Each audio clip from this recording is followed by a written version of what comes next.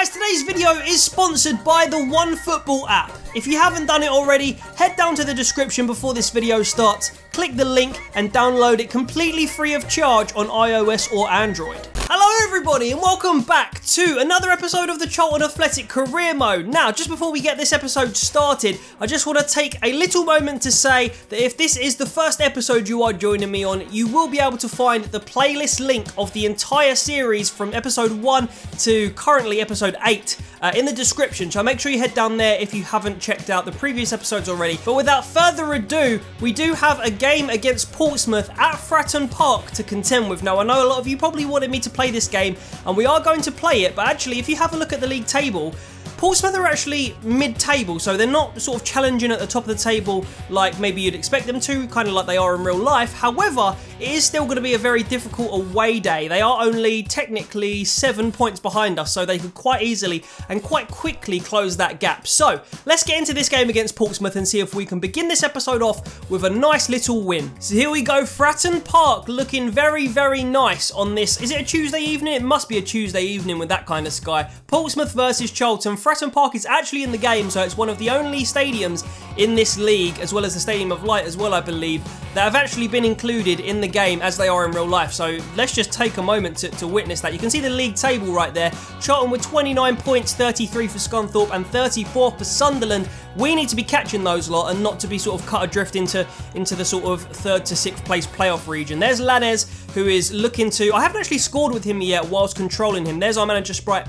But yeah, with Lanez, I do want to actually get a goal and maybe some more assists with him, actually using him rather than just on the sim, because I want to be able to basically use him when I'm playing bigger games in the future, maybe in higher leagues. But there is the lineup for Portsmouth there. You can see McGee is in goal, Thompson, Burgess, Escobar and Brown in defence. You've also got Naylor, Rose and Dennis in midfield just behind the striker.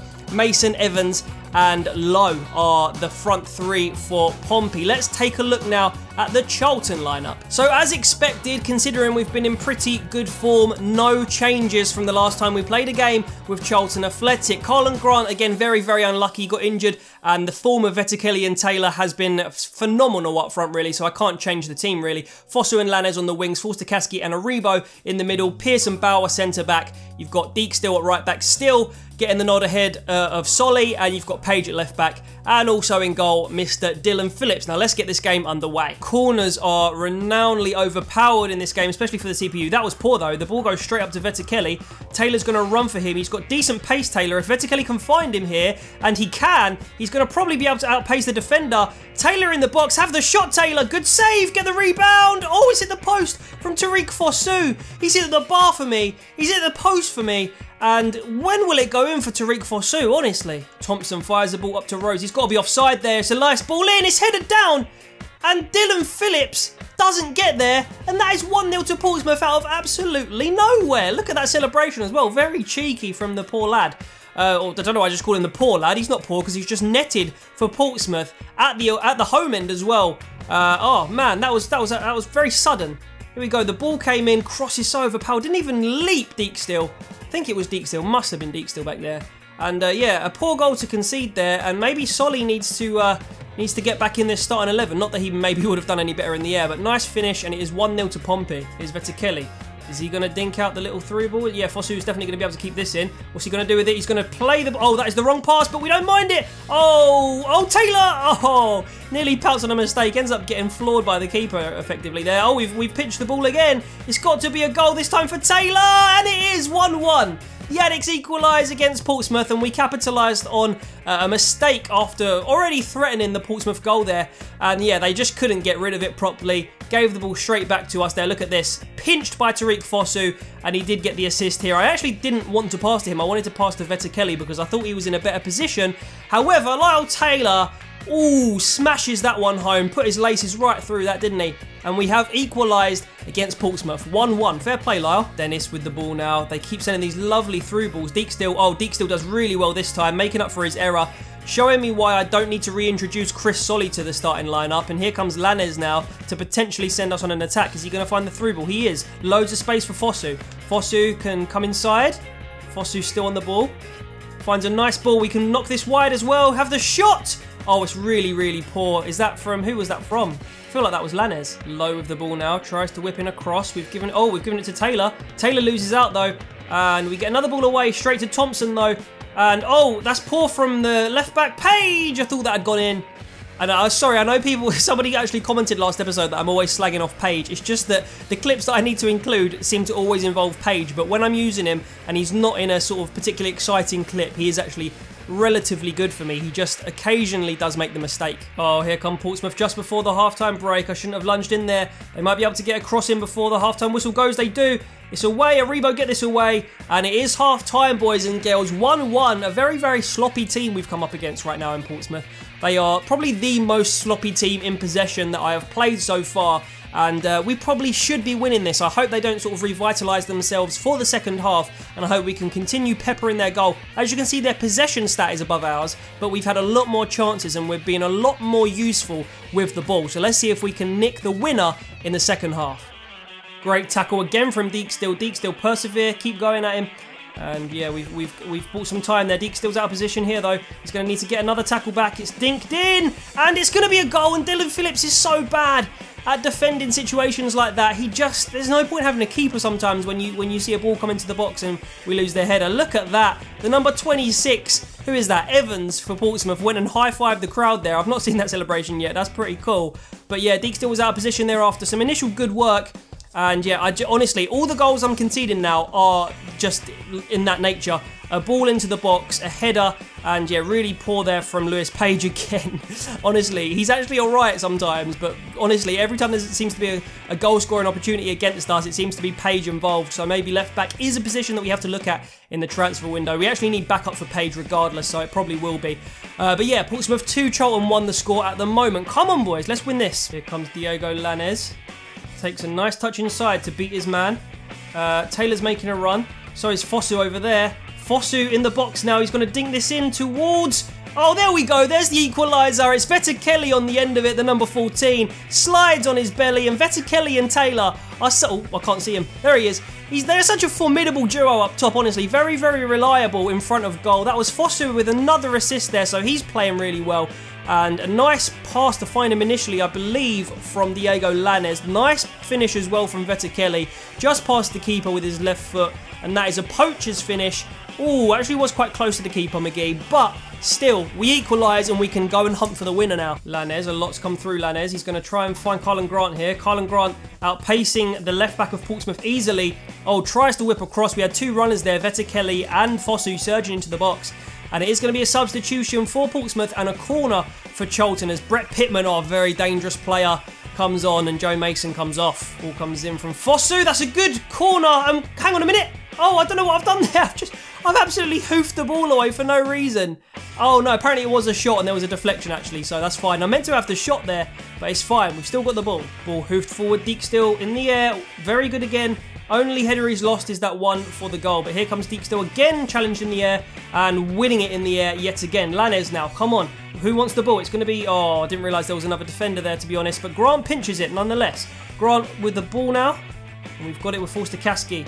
Back to... it's going to come all the way to Fosu. Fosu with his right foot. Oh, Tariq Fosu. What a goal, son. 2 assists and an absolute rifled shot in the back of the net to pinch this game in the 87th minute for Charlton. What a way to get the, hopefully, winner of the game. And the Charlton fans, much like they did last season at Fratton Park, go absolutely ballistic. Look at this. Tariq Fosu didn't have many options there. Rifles it home. What a shot. What a shot from the number 11. Oh, just drives it. Look at that. Sort of side of the laces. Bang. Hits the inner side netting. Celebrates with, I think that's... Who is that? I think that's Carlon Grant and someone else. But either way, that's his second goal in the league. His first goal for us as the player of Charlton, you know, controlling the actual games rather than simming them. And what a goal to win us this game, hopefully. Aribo with a lovely switch ball to Lanez. Grant going to find the return ball for Lanez, hopefully. It is dinged into the box, but the keeper picks it up. He maybe has a minute to get this up the field, and McGee seems to be stalling. He tries to find the pass, but it's straight back to Aribo, and Fosu is just going to keep control of this ball now, and hopefully that is the full-time whistle. There we go, 3-2 the final score at Fratton Park. Charlton take all 3 points here, and what a spectacular ending and a spectacular way to win the game from Tariq Fosu. The managers shake hands, and the celebratory scenes here at Fratton Park are going to be something to behold here halfway, or just before halfway through the season probably. And let's find out the stats and the man of the match and all that type of thing right now, because that was a really, really exciting game. Now, not surprisingly, Tariq Fosu leaves this game with a 9.6 and a man of the match performance. Obviously, his goal at the end to win it, and 2 assists from him. Also an assist from Joe Aribo, and the other goals came from Tariq Fosu and the substituted Lyle Taylor. Everybody there getting above a 7 and a few 8s there as well. But Colin Grant, really the only player to sort of fail to make a huge impact, and does come away with a 6.7, which is, you know, respectable still. Actually, Dylan Phillips as well there with a 6.8. Didn't do that great for the goals.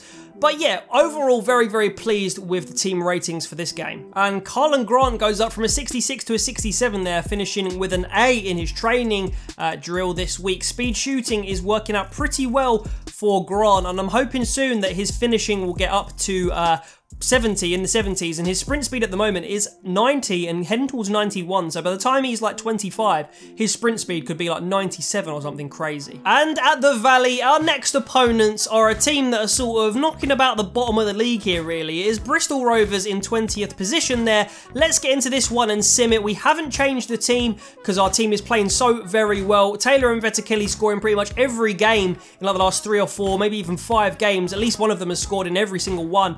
And Holmes Dennis, you'll notice there, is an ex-Charlton player that is starting left back for Bristol Rovers. No goals yet, half an hour of the game played, and we continue into the second half, and it is still 0-0. Grant comes on for Vettekili. Aribo gets a goal for us. That's good signs from the number 17. Got goal scoring in his locker as well, we know that.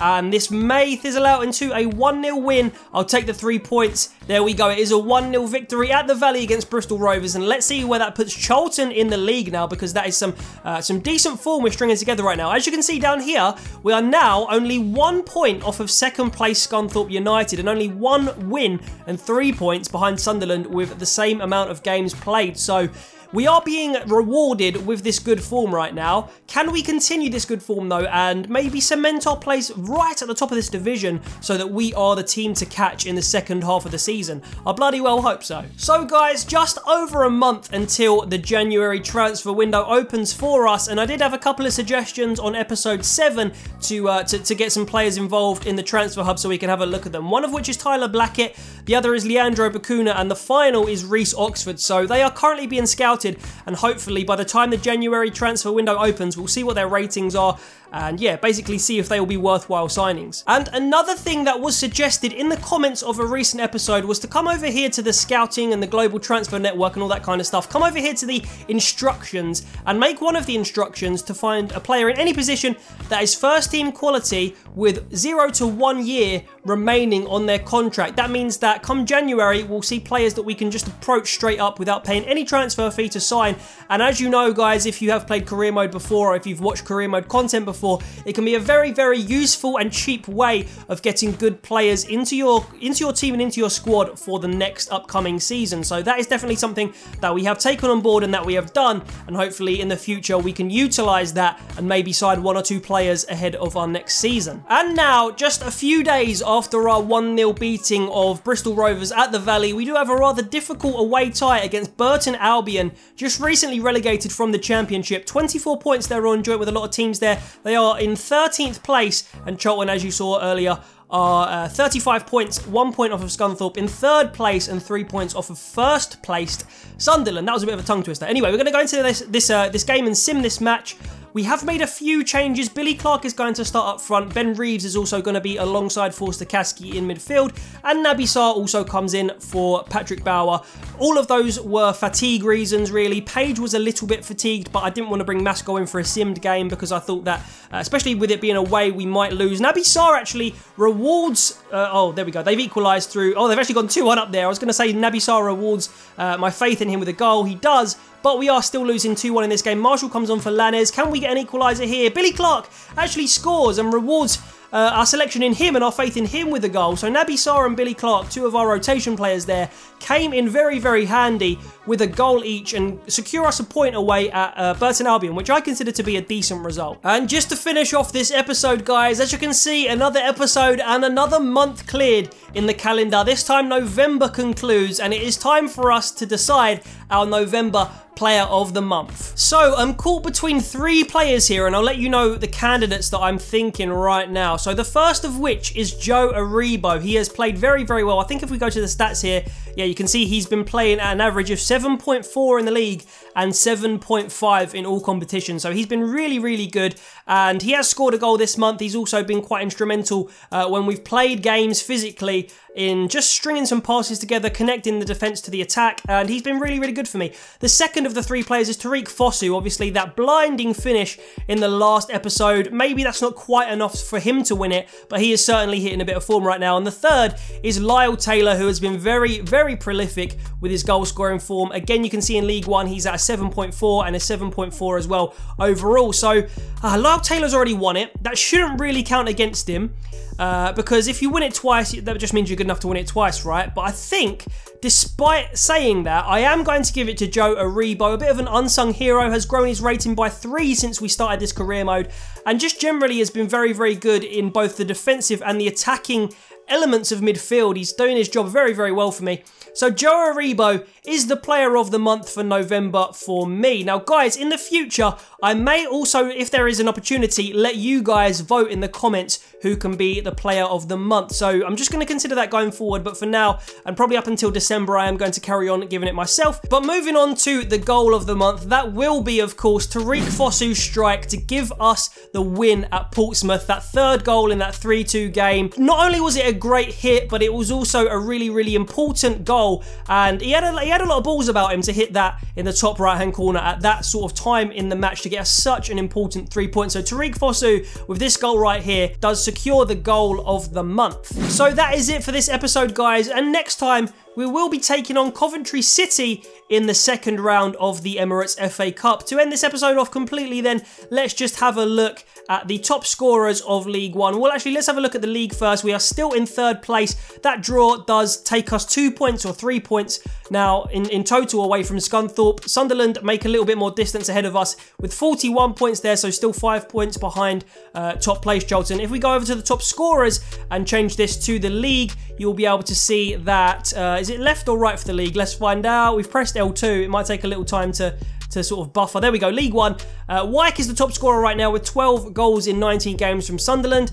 And then Lee Novak is 3rd. And wedged between them is our very own Lyle Taylor with 10 goals in 19 matches. A fine return for him. Veta Kelly also creeping on there. He has 7 goals in 18 matches. And yeah, again, I have to reiterate, Colin Grant is very, very unlucky to have missed out some of these recent games. But we're going to keep him about in the squad. He'll still get performances in off the bench. And that is going to be it for this episode, guys. Make sure you leave a like on it. Make sure you hit the subscribe button. And I will see you next time for another episode of the Charlton Athletic Career Mode. Take care of yourselves and sweet.